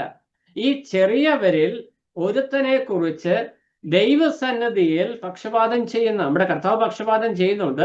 ആ കർത്താവിന്റെ സന്നിധിയിലും പിതാവിന്റെ സന്നിധിയിലും ഈ ചെറിയവരെ കുറിച്ച്, വിശ്വാസികളെ കുറിച്ച് പക്ഷപാതം ചെയ്യുകയും അവരുടെ ജീവിതത്തെ കുറിച്ച് റിപ്പോർട്ട് ചെയ്യുകയും അവർ കടന്നു പോകുന്ന ജീവിത പ്രതിസന്ധികളെയും ജീവിതത്തിലെ സന്തോഷ മുഹൂർത്തങ്ങളെയും വ്യക്തമായി റിപ്പോർട്ട് ചെയ്യപ്പെട്ടുകൊണ്ടിരിക്കുന്ന ആളുകളാണ് ദൈവദൂതന്മാർ. അവർ ഒന്നിലധികം ആളുകളുണ്ട്. ഈ ചെറിയവരിൽ നമ്മൾ വായിക്കുന്നത് അവരുടെ ദൂതന്മാർ. നമ്മൾ പറഞ്ഞു കുറഞ്ഞ പക്ഷം ഒരു ദൂതനെങ്കിലും ഒരു വിശ്വാസിക്കുണ്ട്. ഏറ്റവും കുറഞ്ഞത് 2 പേരെങ്കിലും ഉണ്ടാകാം. അവിടെ പ്ലൂറൽ ഫോമാണ് അവരുടെ ദൂതന്മാർ. അവരുടെ എന്ന് പറഞ്ഞ് ചെറിയവരെ പ്ലൂറലായിട്ട് ഉപയോഗിക്കുന്നത് കൊണ്ടും ആകാം. ഏറ്റവും കുറഞ്ഞത് ഒരു ദൂതനെങ്കിലും നമുക്ക് വേണ്ടി ദൈവസന്നിധിയിൽ റിപ്പോർട്ട് ചെയ്യുവാനായിട്ടുണ്ട്, നമ്മളെ സംരക്ഷിക്കുവാനായിട്ടുണ്ട്. നമ്മൾ ബലഹീനരായി തീരുമ്പോൾ നാം ബലഹീനരാകുന്നു എന്നുള്ള വിഷയം അവിടെ അറിയിക്കുവാനായിട്ടുണ്ട് എന്നുള്ളത് എത്രയോ വലിയ. കർത്താവ് സർവജ്ഞാനിയാണ്, കർത്താവ് സകലവും അറിയുന്നുണ്ട്. എന്നാൽ ഈ കർത്താവിന് തന്നെ നമ്മൾ സുവിശേഷം അറിയിക്കേണ്ട ആവശ്യമില്ല. കർത്താവിന് അങ്ങ് നേരിട്ട് പറഞ്ഞാൽ പോരെ സുവിശേഷം. കർത്താവ് നമ്മളെ ഏൽപ്പിച്ചത് എന്തുകൊണ്ട്? അത് നമ്മുടെ ഉത്തരവാദിത്വം എന്ന് പറഞ്ഞതുപോലെ വിശ്വാസികളെ കുറിച്ച്, ഈ ചെറിയവരെ കുറിച്ച്, ദൈവത്തിന്റെ മക്കളെ കുറിച്ച് ദൈവസന്നിധിയിൽ അവരുടെ സുരക്ഷയ്ക്ക് വേണ്ടി റിപ്പോർട്ട് കൊടുക്കുവാനായിട്ട് നിയോഗിതരായ ദൈവദൂതന്മാരുണ്ട്. അവർക്ക് വേണ്ടി അവർ ജാഗരിക്കുന്നു. അവർ പിതാവിന്റെ മുഖം എപ്പോഴും കാണുന്നു എന്ന് പറഞ്ഞാൽ ദൈവസന്നിധിയിൽ ഈ ചെറിയവർക്ക് വേണ്ടി ജാഗരിക്കുന്ന ദൂതന്മാർ സദാസമയവും ശുശ്രൂഷക്കാരായി നിൽക്കുന്നു. വളരെ സജീവമായി ആക്റ്റീവായിട്ട് നിൽക്കുകയാണ്. നമ്മളൊക്കെ പലപ്പോഴും ഉദാസീനതയോടെയാണ് നിൽക്കുന്നത്. അതുകൊണ്ട് സഭായോഗങ്ങളെ അലക്ഷ്യമായിട്ട് വിചാരിക്കരുത് എന്ന് ദൈവത്തിന്റെ ആത്മാവ് പറയുന്നു. നമ്മൾ ആത്മീയ വിഷയങ്ങളെ പലപ്പോഴും അലക്ഷ്യമായി കാര്യങ്ങൾ ചെയ്യുന്നവരാ. സഭാ ശുശ്രൂഷകളിൽ അലക്ഷ്യമായി കാര്യങ്ങൾ ചെയ്യുന്നവരാ. എന്നാൽ ദൂതന്മാരങ്ങനെയല്ല. അവർ സദാസമയവും തങ്ങളെ ഏൽപ്പിച്ച ശുശ്രൂഷയെ ഓർത്ത് ദൈവസന്നിധിയിൽ വളരെ ആക്റ്റീവായിട്ട് സജീവമായിട്ട് നിൽക്കുന്ന വ്യക്തികളാണ്. അപ്പൊ ഇതൊക്കെ നമ്മുടെ ജീവിതത്തിൽ കുറിക്കൊള്ളേണ്ട വിഷയങ്ങളാണ്. 34-ാം സങ്കീർത്തനം 7-ാം വാക്യത്തിൽ വരുമ്പോൾ ദൂതന്മാർ നൽകുന്ന സംരക്ഷണത്തെ കുറിച്ച് അവിടെയും കാണുന്നുണ്ട്. 34-ാം സങ്കീർത്തനം അതിന്റെ 7-ാം വാക്യം. യഹോവയുടെ ദൂതൻ അവന്റെ ഭക്തന്മാരുടെ ചുറ്റും പാളയമിറങ്ങി അവരെ വിടുവിക്കുന്നു. ഇതൊക്കെ നമ്മൾ വായിച്ചു പോകുന്ന വിഷയമാണ്. ഇത് വ്യക്തിപരമായിട്ട് നമ്മുടെ ജീവിതത്തിലേക്ക് ഒന്ന് അപ്ലൈ ചെയ്യുമ്പോഴാണ് നമ്മൾ എത്രമാത്രം ദൈവത്തിന് പ്രാധാന്യമുള്ള വ്യക്തികളാണ് എന്ന് നമുക്ക് മനസ്സിലാകുക. നമ്മൾ രക്ഷിക്കപ്പെട്ടു, സ്നാനപ്പെട്ടു, എവരിങ് ഓക്കെ പെർഫെക്റ്റ് എന്ന് പറഞ്ഞ് നമ്മൾ ജീവിക്കുക. പിന്നെ നമ്മൾ നമ്മുടെ ഇഷ്ടപ്രകാരം ചെയ്യുക. കാരണം സ്വർഗത്തിൽ രക്ഷഭദ്രമാണല്ലോ. പക്ഷെ ദൈവം നമുക്ക് തന്നിരിക്കുന്ന ആ പ്രിവിലേജസ്, അവകാശങ്ങൾ, അതിന്റെ മഹത്വം നമ്മൾ മനസ്സിലാക്കുമ്പോഴാണ് നമുക്ക് ദൈവസന്നിധിയിൽ ഭക്തി വർദ്ധിക്കുന്നത്, വിധേയത്വം വർദ്ധിക്കുന്നത് എന്ന് കാണുവാനായിട്ട് കഴിയും. ഇവിടെ നമ്മൾ കാണുന്നത് യഹോവയുടെ ദൂതൻ അവന്റെ ഭക്തന്മാരുടെ ചുറ്റും പാളയമിറങ്ങി അവരെ വിടുവിക്കുന്നു. നമ്മൾ ഏലിയാവിനോടുള്ള ബന്ധത്തിൽ വായിക്കുന്നുണ്ട്. താൻ നിങ്ങൾ വളരെ ഭാരപ്പെട്ട ഏലീശ അഗ്നിമയമായ തേരുകൾ തനിക്ക് ചുറ്റും നിൽക്കുന്നതുകൊണ്ട് അരാം സൈന്യത്തിന് തന്റെ അടുക്കിലേക്ക് വരുവാൻ കഴിയാതെ അവര് മാറി നിൽക്കുന്ന ചിത്രം, എന്തുകൊണ്ട് താൻ സുരക്ഷിതനായിരിക്കുന്നു എന്നുള്ള വിഷയം ഏലീശയ്ക്ക് ബോധ്യപ്പെട്ടത് തന്റെ കണ്ണ് തുറന്നു കഴിഞ്ഞപ്പോഴാണ്. നമ്മൾ പലപ്പോഴും ദൂതന്മാരുടെ നമ്മുടെ നഗ്ന നേത്രങ്ങൾ കൊണ്ട് കാണുന്നില്ല. നാം ഇന്ന് വിശ്വാസത്തിൽ നിൽക്കുന്നതും നാം ഡീസന്റ് ആയിട്ട് നടക്കുന്നതും അനർത്ഥങ്ങളിൽ അകപ്പെടാത്തതും യാത്രാമധ്യേ അപകടങ്ങളിൽ പെട്ടുപോകാത്തതും ഒക്കെ ഈ ദൂതന്മാർ നമുക്ക് ചുറ്റും സംരക്ഷണം ഒരുക്കുന്നത് കൊണ്ടാണ് എന്നുള്ള ബോധ്യം നമ്മളെ ഭരിച്ചാൽ നമുക്ക് വേണ്ടി സേവകാത്മാക്കളെ നിയോഗിച്ചാക്കിയ നമ്മുടെ കർത്താവിനോട് ഭക്തിയും വിധേയത്വവും സമർപ്പണവും ഏറ്റവും അധികം ഉണ്ടാകുവാനായിട്ട് മുഖാന്തരം ദൈവദൂതന്മാർ നിമിത്തം നമുക്ക് നമ്മുടെ കർത്താവിനെ സ്തുതിക്കുവാനായിട്ട്, കർത്താവ് ഒരിക്കൽ രക്ഷ മാത്രമല്ല തന്റെ ദൂതന്മാർ മുഖാന്തരം നമുക്ക് നൽകുന്ന സംരക്ഷണം ഓർത്തും കർത്താവിനെ സ്തുതിക്കുവാൻ നമുക്ക് സാധിക്കും എന്നുള്ളതാണ് നമുക്ക് ഈ പ്രിവിലേജ് നമ്മൾ ഓർക്കുമ്പോൾ നമുക്ക് ലഭിക്കുന്ന വിഷയം. ഈ ദൂതന്മാർ ദൈവസന്നിധിയിൽ നിൽക്കുന്നവരായിട്ടാണ് വചനത്തിൽ ഉടനീളം വെളിപ്പെടുത്തിയിരിക്കുന്നത്. ദൈവസന്നിധിയിൽ ദൂതന്മാർ ശുശ്രൂഷയ്ക്കായി നിൽക്കുകയാണ്. ലൂക്കോസിന്റെ സുവിശേഷം 1:19 1 രാജാക്കന്മാർ 22:19, ലൂക്കോസ് 1:19, 1 രാജാക്കന്മാർ 22:19. അവിടെ സ്വർഗത്തിൽ നമ്മൾ വെളിപ്പാട് പുസ്തകത്തിൽ കാണുമ്പോഴും ദൂതന്മാർ ദൈവസന്നിധിയിൽ നിന്നുകൊണ്ടാണ് ശുശ്രൂഷ ചെയ്യുന്നത്. നമുക്ക് ലഭിച്ചിരിക്കുന്ന പദവി എന്താ? നമുക്ക് കർത്താവിനോട് കൂടെ ഇരിക്കുവാനുള്ള അവകാശം നമുക്ക് തന്നിരിക്കുന്നത്. അപ്പൊ നമ്മൾ മസിലൊക്കെ പിടിച്ച് ഞങ്ങൾ വലിയ സ്റ്റാറ്റസ് ഉള്ള ആളാണെന്നും പറഞ്ഞ് കർത്താവിന്റെ സന്നിധിയിൽ കയറി ഇരിക്കുമെന്നല്ല, അതിന്റെ ഇരിക്കാനുള്ള അവകാശം തന്നു. പക്ഷെ കർത്താവിന്റെ മഹത്വം കാണുമ്പോൾ മൂപ്പന്മാർ തങ്ങളുടെ കിരീടങ്ങളെ സിംഹാസനത്തിൽ നിന്ന് എഴുന്നേറ്റ് തങ്ങളുടെ കിരീടങ്ങളെ കർത്താവിന്റെ പാദത്തിൽ അർപ്പിച്ച് ആരാധിക്കുന്നത് പോലെ അനുഗ്രഹീതമായിരിക്കുന്ന ഒരു അനുഭവം അവിടെ ഉള്ളത്. എന്നാൽ അവകാശം എന്ന് പറയുന്നത് നമുക്ക് കർത്താവിനോട് കൂടെ ഇരിക്കുവാനുള്ള അവകാശമാണ്. ഇത്ര ശ്രേഷ്ഠകരമായ പദവി നാം മനസ്സിലാക്കി, അതിന്റെ ഗൗരവം മനസ്സിലാക്കി മുന്നേറാൻ പരാജയപ്പെടുന്നത് കൊണ്ടാണ് പലപ്പോഴും നമ്മൾ മറ്റു മനുഷ്യരെക്കാട്ടിലും നിലവാരം കുറഞ്ഞ ജീവിത രീതിയിലേക്ക് ഇറങ്ങിപ്പോകുന്നത്. നമ്മുടെ സഭകളിൽ ബുദ്ധിമുട്ടും പ്രയാസവും ഉണ്ടാകുന്ന കാരണം നാം ആരാണെന്നുള്ള ബോധ്യം നമുക്കില്ല. നമ്മൾ മറ്റു ലോക മനുഷ്യരെ പോലെ പരസ്പരം ചീത്ത വിളിക്കുവാനും തമ്മിലടിക്കുവാനും ചവിട്ടി പുറത്താക്കുവാനും എന്തൊക്കെ ചെയ്യുന്നോ ലോക മനുഷ്യർ അതൊക്കെ ചെയ്യാനായിട്ട് നമ്മൾ വെമ്പൽ കൊള്ളുക. എന്നാൽ നാം ആരാണ്, നമുക്ക് വേണ്ടി ദൈവം എന്തൊക്കെ കാര്യങ്ങൾ ചെയ്യുന്നു എന്നുള്ള വിഷയം മനസ്സിലാക്കിയാൽ നമുക്ക് കർത്താവിനോടുള്ള നന്ദിയിലും ഭക്തിയിലും ജീവിക്കുവാൻ മാത്രമേ സമയം കാണുകയുള്ളൂ. നാം എന്ത് ചെയ്താലും അതിൽ കർത്താവിന് മഹത്വം ഉണ്ടാകണം. കാരണം എന്താ? ഞാൻ ചെയ്യുന്ന പ്രവൃത്തിയെ ദൈവദൂതൻ ദൈവസന്നിധിയിൽ റിപ്പോർട്ട് ചെയ്യുന്നത് കൊണ്ട് നല്ലത് റിപ്പോർട്ട് ചെയ്യുവാൻ അവസരങ്ങൾ ഉണ്ടാകേണ്ടതിന് വേണ്ടി നാം ജാഗ്രതയോടെ ജീവിക്കുവാനായിട്ട് ഇടയായിത്തീരും. അതാണ് ദൂതന്മാരുടെ ശുശ്രൂഷ കൊണ്ട് നമ്മുടെ ജീവിതത്തിൽ ഉണ്ടാകേണ്ട വിഷയം. ഈ ദാനിയേലിനെ സിംഹക്കുഴിയിൽ വിടുവിക്കുവാനായിട്ടും ദൈവദൂതൻ അവിടെ ചെല്ലുന്നു. അപ്പൊ വിശ്വാസികൾക്ക് സംരക്ഷണം ഒരുക്കുക എന്നുള്ളതാണ് നമുക്ക് കാണുന്നത്. അപ്പോസ്തലന്മാരെ പുതിയ നിയമത്തിൽ വരുമ്പോൾ അപ്പോസ്തലന്മാർ കാരാഗ്രഹത്തിൽ ആയിരിക്കുന്ന സമയത്ത് അവരെ കാരാഗ്രഹത്തിന്റെ വാതിൽ തുറന്ന് ദൂതന്മാർ പുറത്തു കൊണ്ടുപോകുന്ന ചിത്രവും നമ്മൾ വായിക്കുന്നുണ്ട്. അപ്പോൾ ദൈവജനത്തിന് ദൈവിക പദ്ധതിക്ക് അനുസരിച്ച് സംരക്ഷണം ഒരുക്കുക, സുരക്ഷ ഒരുക്കുക എന്നുള്ളതാണ് ദൈവദൂതന്റെ ഉത്തരവാദിത്വം. എന്നാൽ ചില സന്ദർഭങ്ങളിൽ ഉപദ്രവവും പീഡനവും ഒക്കെ ദൈവം വിശ്വാസികൾക്ക് അനുവദിക്കുന്നു. അത് ഈ സംരക്ഷണം ചെയ്യുന്ന ദൂതന്മാരുടെ സംരക്ഷണം അവിടെ ആവശ്യമില്ല എന്ന് ദൈവം പറയുന്ന സമയത്താണ് അങ്ങനെയുള്ള കാര്യങ്ങൾ സംഭവിക്കുന്നത്. എന്ന് പറഞ്ഞാൽ വിശ്വാസിക്ക് ഒരു അനർത്ഥവും പാടില്ല, ഒരു രോഗവും പാടില്ല, ഒരു കഷ്ടവും പാടില്ല എന്നല്ല അർത്ഥം. ദൂതന്മാർ സംരക്ഷണം ചെയ്യുന്നു എന്നുള്ളത് ദൈവത്തിന്റെ പദ്ധതിക്കനുസരിച്ച് ദൈവം അവരോട് എന്താണോ കൽപ്പിക്കുന്നത്, എങ്ങനെ സംരക്ഷിക്കണം എന്നാണ് കൽപ്പിക്കുന്നത്, എപ്പോൾ സംരക്ഷണം വേണ്ട എന്ന് ദൈവം കൽപ്പിക്കുന്നു അതുവരെയും ആ ദൂതന്മാർ പ്രവർത്തനം നിരതരായിരിക്കും. കർത്താവ് പറഞ്ഞുകൊണ്ട് ബലഹീനതകളിൽ എൻ്റെ കൃപ നിനക്കും മതി. ബലഹീനത കൊടുക്കും, ഒപ്പം കൃപയും കർത്താവ് കൊടുക്കുന്നു. ഈ കൃപയിൽ ഇവനെ ബലപ്പെടുത്തുന്നത് ദൈവത്തിന്റെ ദൂതന്മാരുടെ പ്രവൃത്തിയാണ് എന്ന് നമുക്ക് കർത്താവിന്റെ ജീവിതത്തിൽ നിന്ന് തന്നെ മനസ്സിലാക്കുവാനായിട്ട് കഴിയും. സാത്താന്റെ പരീക്ഷയൊക്കെ കഴിഞ്ഞ് ഉപവാസമൊക്കെ കഴിഞ്ഞ് ഭക്ഷണമില്ലാതെ വാടിക്കൊഴിഞ്ഞിരിക്കുന്ന സമയത്ത് കൈപിടിച്ച് ബലപ്പെടുത്തുന്ന ദൈവദൂതന്റെ ശക്തി, ആ ശക്തിപ്പെടുത്തൽ. അതുപോലെ നമ്മുടെ വിശ്വാസ ജീവിതത്തിലും നമ്മൾ ദൃശ്യമായി ഇവരെ കാണുന്നില്ലെങ്കിലും നമ്മുടെ സംരക്ഷണത്തിനു വേണ്ടി ദൈവദൂതന്മാരെ ദൈവം ആക്കുന്നുണ്ട് എന്നുള്ള ബോധ്യം നമ്മളെ ഭരിക്കേണ്ടത് ആവശ്യമാണ്. നാം വീട്ടിൽ നിന്നൊക്കെ അകന്ന് ദൂരദേശങ്ങളിലൊക്കെ ആയിരിക്കുമ്പോൾ ഒറ്റപ്പെടലിന്റെ അവസ്ഥയിലൂടെ കടന്നു പോകുമ്പോൾ നമ്മൾ കർത്താവിൽ ആശ്രയിക്കുന്നു. അപ്പോൾ തന്നെ നമ്മൾ മനസ്സിലാക്കേണ്ട വിഷയം, നമ്മൾ കർത്താവിൽ ആശ്രയിക്കുമ്പോൾ കർത്താവ് തൻ്റെ ദൂതന്മാരിൽ ഒരാളെ കുറഞ്ഞ പക്ഷം എന്നോടുകൂടെ എൻ്റെ സംരക്ഷണത്തിന് വേണ്ടി ആക്കിയിട്ടുണ്ട്. അതുകൊണ്ട് ഞാൻ ഭയപ്പെടുവാൻ ആവശ്യമില്ല. നാം ജീവിതയാത്രയിൽ വിശ്വാസയാത്രയിൽ ഒറ്റപ്പെട്ടു പോയി എന്ന് ചിന്തിക്കുമ്പോൾ നമ്മുടെ ജീവിതത്തിൽ ഈ ഒരു ബോധ്യം നമ്മൾക്കുണ്ടെങ്കിൽ നമ്മൾ വീണു പോകുവാനായിട്ട് ഇടയാകത്തില്ല. വിശ്വാസ ജീവിതയാത്രയിൽ വീണു പോകാതിരിക്കുവാൻ ദൈവദൂതന്മാരുടെ സംരക്ഷണം നമുക്കുണ്ട് എന്നുള്ള വിഷയം നാം പ്രത്യേകം ഓർക്കുവാനായിട്ട് ആവശ്യമുണ്ട്. ശുശ്രൂഷ രംഗങ്ങളിൽ അപ്പോസ്തലന്മാർ സുവിശേഷം അറിയിച്ച നിമിത്തമാണ് കാരാഗ്രഹത്തിൽ അകപ്പെട്ടത്. എന്നാൽ ശുശ്രൂഷ തുടരുവാനായിട്ട് ദൈവത്തിന്റെ ദൂതൻ അവിടെ എഴുന്നേറ്റ് പ്രവർത്തിക്കുന്നതായിട്ട് നമുക്ക് കാണുവാനായിട്ട് കഴിയും. പൗലോസിനെ മരിച്ചുപോയി എന്ന് തല്ലി അവൻ ചത്തുപോയി എന്ന് വിചാരിച്ച് കൊണ്ട് മതിലിനെ പുറത്ത് കളഞ്ഞതാ. എന്നാൽ അവിടെ നിന്ന് പൗലോസ് എഴുന്നേറ്റ് പോകുന്ന ചിത്രം നമ്മൾ കാണുന്നുണ്ട്.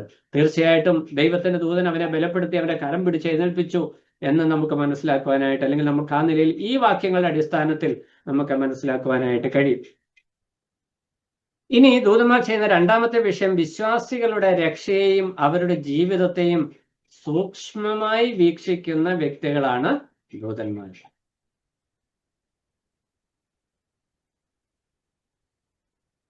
അവർ നമ്മുടെ രക്ഷയിലേക്ക് കുനിഞ്ഞു നോക്കാൻ ആഗ്രഹിക്കുന്നു എന്ന് എബ്രായ ലേഖനത്തിൽ നമ്മൾ വായിക്കുന്നുണ്ട്. ദൈവം ഒരുക്കിയ രക്ഷയിലേക്ക് ദൂതന്മാർ കുനിഞ്ഞു നോക്കുക. വെറുതെ മേളിൽ നിന്ന് കുനിഞ്ഞു നോക്കുന്നു എന്നല്ല അതിന്റെ ആശയം. വളരെ ജാഗ്രതയോടെ, വളരെ ശ്രദ്ധയോടെ, വളരെ കീനായിട്ട് ഈ രക്ഷാപ്രവൃത്തിയിലേക്ക് ദൈവം നോക്കുകയാണ്. കാരണം എന്താ?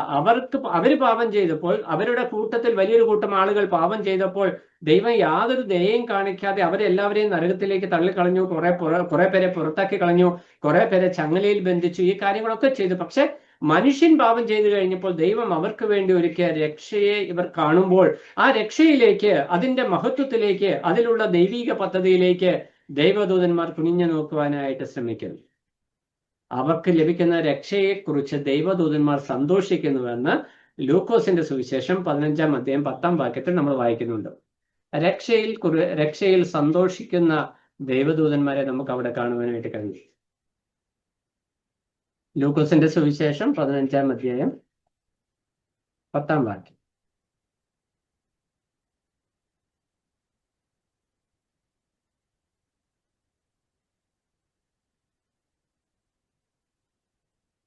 അങ്ങനെ തന്നെ മാനസാന്തരപ്പെടുന്ന ഒരു പാപിയെക്കുറിച്ച് ദൈവദൂതന്മാരുടെ മധ്യേ സന്തോഷം ഉണ്ടാകും എന്ന് ഞാൻ നിങ്ങളോട് പറയുന്നു. അപ്പോൾ കർത്താവ് പറയുന്ന വാക്കാണിത്. ഒരു പാപി മാനസാന്തരപ്പെടുമ്പോൾ, ഒരു പാപി രക്ഷിക്കപ്പെടുമ്പോൾ ദൈവദൂതന്മാരുടെ മധ്യേ വലിയ സന്തോഷം ഉണ്ടാകുന്നു. കാരണം എന്താ? അവർ ഈ രക്ഷയിലേക്ക് വളരെ ജാഗ്രതയോടെ നോക്കിയിരിക്കുക. കാരണം എന്താ? അവരുടെ ആരാധന വിഷയമായിരിക്കുന്ന ക്രിസ്തു മനുഷ്യവേഷം എടുത്ത് ജഡധാരിയായി ഭൂമിയിൽ വന്ന് ക്രൂശിന്മേൽ യാഗമായി തീർന്ന് ഒരുക്കിയ രക്ഷയിൽ ഒരു പാവി വിശ്വസിക്കുക എന്ന് പറയുമ്പോൾ സ്വർഗത്തിൽ അത്യന്തം സന്തോഷം ഉണ്ടാകുന്ന ഒരു വിഷയമാണ്. അപ്പോൾ എത്ര ശ്രദ്ധയോടെയാണ് നമ്മുടെ രക്ഷയെ നമ്മൾ മനസ്സിലാക്കേണ്ടത്. സ്വർഗത്തിലെ ദൂതന്മാർ നാം രക്ഷിക്കപ്പെട്ടു, ഞാനും നിങ്ങളും യേശുവിനെ രക്ഷിതാവായ ഹൃദയത്തിൽ സ്വീകരിച്ചപ്പോൾ സ്വർഗത്തിലെ ദൂതന്മാർ സന്തോഷിച്ചു എന്ന് പറയുമ്പോൾ സ്വർഗത്തിലെ ദൂതന്മാർ നമ്മളെ എത്ര ശ്രദ്ധയോടെ കാണുന്നു എന്ന് ആ സത്യം, ആ തിരിച്ചറിവ് നമ്മുടെ രക്ഷയിലുള്ള ബോധ്യത്തെ അരക്കിട്ടുറപ്പിക്കുവാൻ മതിയായ ഒരു വിഷയമാണ്. ഇനി രണ്ടാമത്തെ വിഷയം വിശ്വാസിയുടെ രക്ഷയെ മാത്രമല്ല, വിശ്വാസിയുടെ ജീവിതത്തെയും ദൈവദൂതന്മാർ ശ്രദ്ധിക്കും. 1 കൊരിന്ത്യർ 11-ാം അധ്യായം 10-ാം വാക്യത്തിൽ വരുമ്പോൾ ദൂതന്മാർ നിമിത്തം സ്ത്രീകൾക്ക് തലമേൽ അധീനത ലക്ഷ്യമുണ്ടായിരിക്കണം എന്ന് വായിക്കുന്നു. സ്ത്രീകൾ തലയിൽ പ്രാർത്ഥിക്കുമ്പോഴും വചന ശുശ്രൂഷ ചെയ്യുമ്പോഴും ദൈവസന്നിധിയിൽ അടുത്തു വരുമ്പോഴും തലയിൽ മൂടുപടം അഥവാ തല മറയ്ക്കണം എന്നുള്ള പ്രമാണം ദൈവത്തിന്റെ ആത്മാവ് അപ്പോസ്തലൻ പൗലോസ് മുഖാന്തരം നൽകുമ്പോൾ അവിടെ പൗലോസ് അപ്പോസ്തലനോട് ദൈവാത്മാവ് ഓർപ്പിക്കുന്ന വിഷയം ദൈവദൂതന്മാർ നിമിത്തം അടുത്തിരിക്കുന്ന സഹോദരന്മാരെ കാണുമ്പോൾ അത് ധരിക്കേണ്ട ആവശ്യം തോന്നത്തില്ല, ചുറ്റുമുള്ള സഹോദരിമാരെ കാണുമ്പോൾ അത് ധരിക്കേണ്ട ആവശ്യം തോന്നത്തില്ല. എന്നാൽ ദൈവസന്നിധിയിൽ അടുത്തു വരുമ്പോൾ നമ്മെ ശ്രദ്ധിക്കുന്ന ഒരു ദൈവദൂതനുണ്ട്. അവൻ നമ്മുടെ തലയെ ശ്രദ്ധിക്കുന്നു, നമ്മുടെ നാം എങ്ങനെ ദൈവസന്നിധിയിൽ ആയിരിക്കുന്നു എന്നത് ശ്രദ്ധിക്കുന്നു എന്ന് മനസ്സിലാക്കുമ്പോൾ സഹോദരിമാർക്ക് ദൂതന്മാർ നിമിത്തം തലമേൽ അധീനത ലക്ഷ്യം എന്ന് പറഞ്ഞാൽ വിധേയത്വത്തിന്റെ അടയാളമാണ് മൂടുപടം. പലപ്പോഴും നമ്മൾ പ്രാർത്ഥിക്കാനിരിക്കുമ്പോൾ പല രാജ്യങ്ങളും ഇത് ഇവിടുത്തെ കൾച്ചറാണ്, ഇവിടെ മൂടേണ്ട ആവശ്യമില്ല. പല സഹോദരിമാരും വചനം ശുശ്രൂഷിക്കുമ്പോൾ തല മൂടാതെ വചനം ശുശ്രൂഷിക്കുന്നുണ്ട്. ഇത് ഇവിടുത്തെ കൾച്ചറാണ്. അത് പൗലോസ് പറഞ്ഞതാണ്. പൗലോസ് പറഞ്ഞു ഒക്കെയാണ്. പക്ഷെ പൗലോസ് ദൈവാത്മാവിൽ പറയുമ്പോൾ ദൈവദൂതന്മാർ നിമിത്തം അധീനത ലക്ഷ്യമുണ്ടാകണം.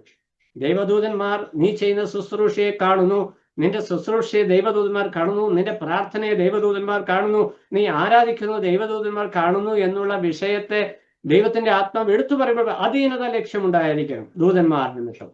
ഇനി തലമറയ്ക്കുന്ന കാര്യത്തിൽ മാത്രമാണോ? അല്ല.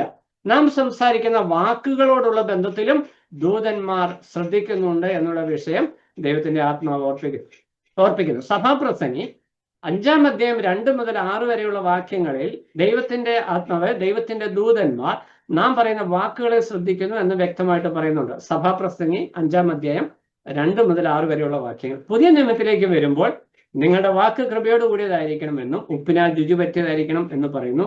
കാരണം ഈ വാക്ക് ചുവല്ലെങ്കിൽ അത് അനേകരുടെ നാശത്തിന് കാരണമാകും. അപ്പൊ ദൈവദൂതന്മാർ സ്ത്രീകൾ തലയിൽ തുണിയിട്ടോ എന്ന് മാത്രമല്ല, തുണിയിട്ടോ എന്ന് നോക്കുന്നു എന്നുള്ള ആശയം മാത്രമല്ല അവിടെ പറയുന്ന. അതിന്റെ പൊതുവെ ആശയം എന്ന് പറഞ്ഞാൽ ഒരു വിശ്വാസി ദൈവസന്നിധിയിലേക്ക് അടുത്തു വരുമ്പോൾ ചട്ടപ്രകാരമാണോ, പ്രമാണപ്രകാരമാണോ, അധീനത ലക്ഷ്യത്തോടെയാണോ, വിധേയത്വ മനോഭാവത്തോടെയാണോ, ആത്മീക സമർപ്പണത്തോടെയാണോ ദൈവസന്നിധിയിൽ വരുന്നത് എന്ന് ദൈവത്തിന്റെ ദൂതന്മാർ വളരെ സൂക്ഷ്മമായി പരിശോധിക്കുന്നു.